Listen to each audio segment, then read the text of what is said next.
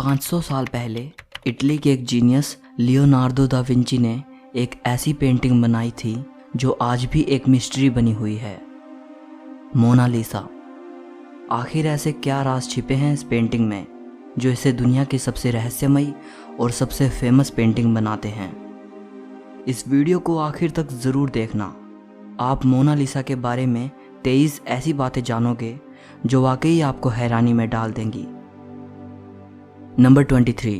23 जून 1852 को ल्यूक मास्पेरो नाम के एक यंग फ्रेंच आर्टिस्ट ने पेरिस के एक होटल की चौथी मंजिल से कूदकर अपनी जान दे दी। वो मोनालिसा की रहस्यमयी मुस्कान के लिए पागल था, उसकी सुंदरता पर मोहित था। उसने एक सुसाइड नोट भी छोड़ा जिसमें उसने मोनालिसा के लिए अपने प्यार और सालों के इंतज़ार की बात की थी। नंबर 22। मोनालिसा के बारे में जो सबसे रहस्यमयी बात है और जो बात आर्टिस्ट और हिस्टोरियंस को सबसे ज़्यादा सोचने पर मजबूर करती है, वो है मोनालिसा की रहस्यमयी मुस्कान, जो अलग अलग एंगल से देखने पर अलग अलग दिखती है, मतलब बदलती रहती है। पहले ये तस्वीर मुस्कुराती हुई दिखाई देती है, फिर ये मुस्कान फीकी पड़ जाती है और फिर गायब हो जाती है। एक रिसर्च से ये पता चला है कि जिस औरत को दा विंची ने इस पेंटिंग में बनाया है वो अपने अंदर कुछ राज छिपाए हुए है, इसलिए मोनालिसा की मुस्कान इतनी रहस्यमयी है। नंबर 21। कुछ सालों पहले एक डॉक्टर ने यह कहकर सबको हैरानी में डाल दिया कि मोनालिसा की मिस्टीरियस स्माइल का राज है उसके ऊपरी 2 दांतों का टूटा होना, और यही वजह है कि उसका ऊपरी होंठ थोड़ा दबा हुआ है। सन 2000 में हार्वर्ड के एक न्यूरोसाइंटिस्ट डॉक्टर मार्गरेट ने बताया कि मोनालिसा की मुस्कान नहीं बदलती बल्कि इंसान का माइंडसेट बदलता है।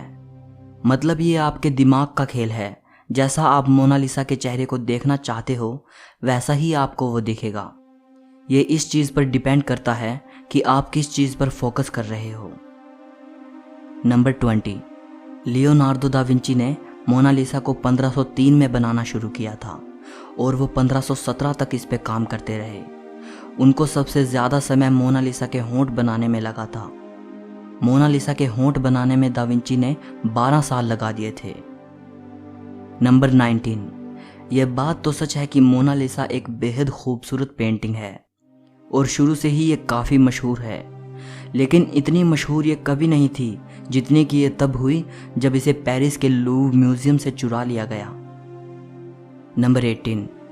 दुनिया की सबसे मशहूर पेंटिंग को दुनिया के सबसे बड़े म्यूजियम से चुरा लिया जाना एक बड़ी हैरान कर देने वाली घटना थी, लेकिन उससे भी ज़्यादा हैरान कर देने वाली बात तो ये है कि इसके चोरी के इल्ज़ाम में जिस आदमी को शक के घेरे में लिया गया वो थे हमारे एक और महान पेंटर पाब्लो पिकासो। जी हाँ, शुरुआत में पाब्लो पिकासो पर इसे चोरी करने का इल्ज़ाम लगा, लेकिन बाद में काफ़ी पूछताछ और इन्वेस्टिगेशन के बाद उनसे ये आरोप हटा लिया गया। नंबर 17। वो कौन इंसान था जिसने मोनालिसा को चुराया था? 1911 में 21 अगस्त के दिन इसे चुराया गया, लेकिन उस दिन इस चोरी की तरफ किसी ने ध्यान नहीं दिया और इसे अगले दिन नोटिस किया गया। लूव्र म्यूजियम को इन्वेस्टिगेशन के लिए 1 हफ्ते के लिए बंद कर दिया गया, इस कन्फ्यूजन की वजह से कि शायद पेंटिंग को म्यूजियम में ही कहीं और रख दिया गया होगा। बाद में पता चला कि मोनालिसा को लूव्र म्यूजियम के ही एक वर्कर विंसेंजो पुरुगिया ने चुराया था। वो म्यूजियम के एक छोटे से कमरे में छिप गया। म्यूजियम के बंद होने के बाद वो पेंटिंग को कोट में छिपाकर फरार हो गया। नंबर 16। विंसेंजो इटली का एक देशभक्त नागरिक था। उसका ये विश्वास था कि लियोनार्दो की ये पेंटिंग उनके देश में वापस आनी चाहिए और इसे इटली के म्यूजियम में दिखाया जाना चाहिए। 2 साल बाद विंसेंजो को तब पकड़ लिया गया जब वो मोनालिसा को लेकर इटली के फ्लोरेंस शहर के आर्ट म्यूजियम के डायरेक्टर को इसे बेचने जा रहा था। 2 हफ्तों तक मोनालिसा को इटली के उसी म्यूजियम में रखने के बाद 4 जनवरी 1914 को वापस से पेरिस के म्यूजियम में लाया गया। विंसेंजो को उसके क्राइम के लिए 6 महीने की जेल हुई, लेकिन इटली ने उसकी देशभक्ति के लिए उसका स्वागत किया। नंबर 15। मोनालिसा की एक जुड़वा पेंटिंग भी मौजूद है जो बिल्कुल लियोनार्दो दा विंची की मोनालिसा जैसी ही दिखती है। कहा जाता है कि दूसरी पेंटिंग को दा विंची के टाइम में ही उनके एक स्टूडेंट फ्रांसिस्को मेल्जी ने बनाया था। ये दूसरी पेंटिंग स्पेन की राजधानी मैड्रिड के प्रादो म्यूजियम में रखी है। नंबर 14। आज तक ये बात रहस्य है कि मोनालिसा कौन थी, मतलब दा विंची ने ये किसकी तस्वीर बनाई थी, ये कौन औरत थी। ज़्यादातर स्कॉलर्स का ये मानना है कि इस पेंटिंग में जो तस्वीर है वो लीसा घिरार्दिनी की है, जो कि फ्लोरेंस की एक इटालियन औरत थी। लेकिन एक थियोरी ये भी कहती है कि मोनालिसा लियोनार्दो दा विंची की खुद की तस्वीर है, मतलब उन्होंने इस पेंटिंग में खुद को एक औरत के रूप में बनाया था। नंबर 13। इस खूबसूरत पेंटिंग को नुकसान पहुंचाने की कई कोशिशें हो चुकी हैं। 1956 में एक बोलीवियन टूरिस्ट ने मोनालिसा पर एक पत्थर फेंका था, जिसकी वजह से मोनालिसा की बाएं हाथ की कोहनी के पास एक छोटा सा निशान आ गया था। बाद में इसे रिस्टोर कर दिया गया, लेकिन निशान अब भी हल्का दिखता है। इससे पहले एक व्यक्ति ने इस पेंटिंग पर एसिड फेंका था। इसके बाद मोनालिसा की सिक्योरिटी को देखते हुए इसे बुलेट प्रूफ ग्लास के अंदर रखा गया, लेकिन इसके बाद भी एक लेडी ने मोनालिसा पर रेड पेंट से स्प्रे करने की कोशिश की थी, और 2009 में एक रशियन लेडी ने इसकी तरफ सिरेमिक टीकप फेंका, पर पेंटिंग दोनों ही केस में सुरक्षित रही। नंबर 12। लियोनार्दो दा विंची एक राइटर भी थे, लेकिन हैरानी होती है कि उन्होंने अपनी सबसे फेमस पेंटिंग मोनालिसा के बारे में कहीं कुछ भी नहीं लिखा। नंबर 11। सेकेंड वर्ल्ड वॉर के टाइम मोनालिसा को 6 बार अपनी जगह से बदला गया, ताकि ये बेशकीमती पेंटिंग जर्मन नाजियों के हाथों में ना चली जाए। नंबर 10। लियोनार्दो के ही एक स्टूडेंट ने 1514 से 1516 के बीच मोनालिसा का एक न्यूड वर्जन भी बनाया था, जिसे मोना वेना कहा जाता है।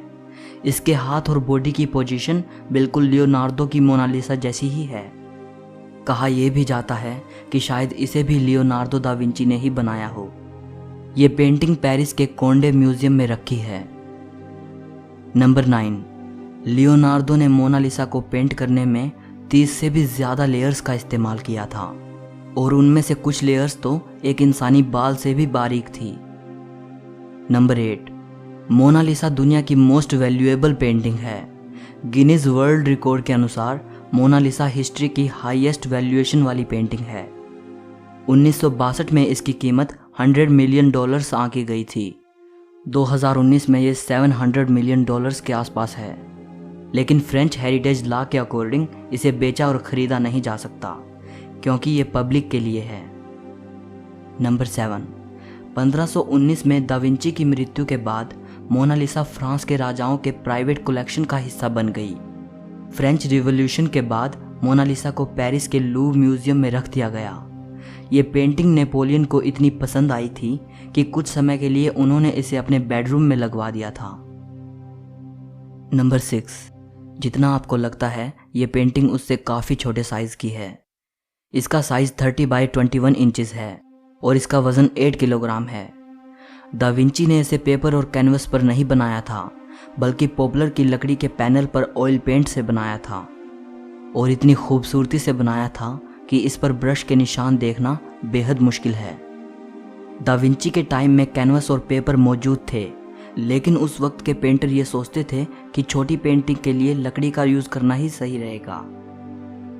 नंबर 5। जब आप इस पेंटिंग को देखते हो तो आप पाओगे कि मोनालिसा की आईब्रोज और आई लैशेज नहीं दिखती। अब सवाल उठता है कि लियोनार्दो दा विंची ने मोनालिसा की आईब्रोज और आई लैशेज क्यों नहीं बनाई।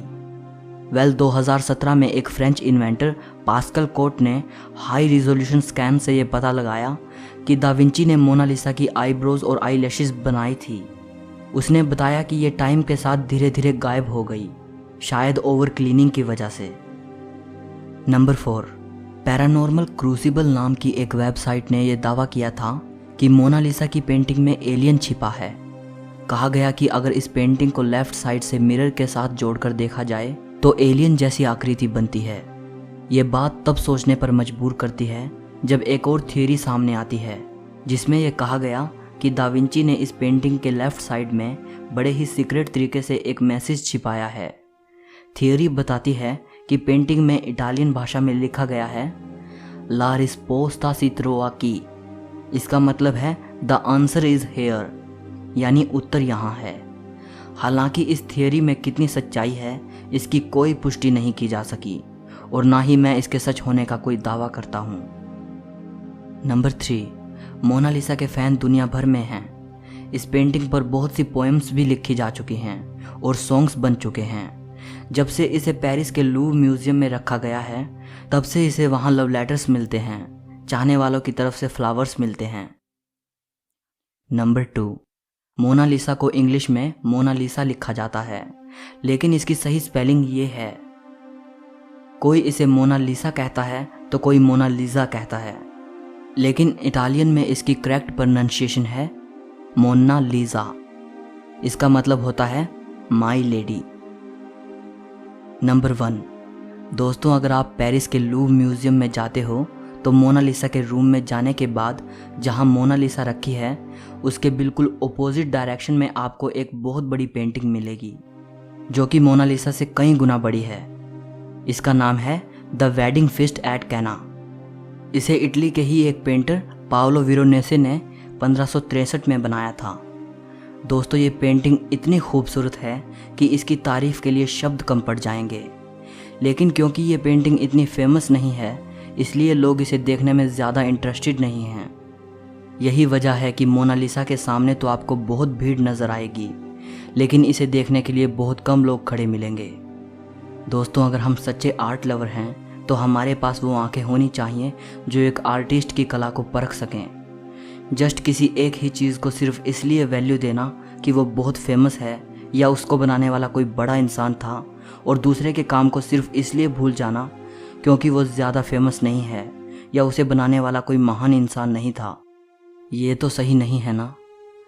देखो मैं ये नहीं कह रहा कि मोनालिसा बहुत अच्छी पेंटिंग नहीं है और उससे भी अच्छी अच्छी पेंटिंग्स मौजूद हैं, नहीं। बेशक मोनालिसा दुनिया की सबसे खूबसूरत आर्ट वर्क में से एक है, लेकिन साथ साथ हमें दूसरे के काम को भी तो सराहना चाहिए ना। हो सकता है कि उसकी बनाई गई चीज़ भी उतनी ही अच्छी हो सकता है उस आर्टिस्ट ने भी बहुत मेहनत की हो और हम उसकी तरफ बिल्कुल ध्यान नहीं दे रहे। मैं आखिर में एक और बात बताना चाहता हूँ जिससे मुझे उम्मीद है कि आप मेरी बात को पकड़ पाएंगे। पेरिस का ये लूव्र म्यूजियम दुनिया का सबसे बड़ा आर्ट म्यूजियम है। इसमें 35,000 हिस्टोरिक ऑब्जेक्ट्स रखे हैं, लेकिन ज़्यादातर लोग सिर्फ मोनालिसा को देखने आते हैं और उसके सामने सेल्फी लेकर चले जाते हैं। सो इस वीडियो के लिए इतना ही। अगर आपको ये वीडियो पसंद आई हो तो लाइक और शेयर ज़रूर करना, कमेंट करके इस वीडियो के बारे में अपनी राय देना, और अगर आप हिस्ट्री और फिलॉसफी से जुड़ी ऐसी ही अमेजिंग वीडियोस देखना चाहते हैं तो चैनल को सब्सक्राइब करके घंटी को दबा देना। सो मिलते हैं अगली वीडियो में।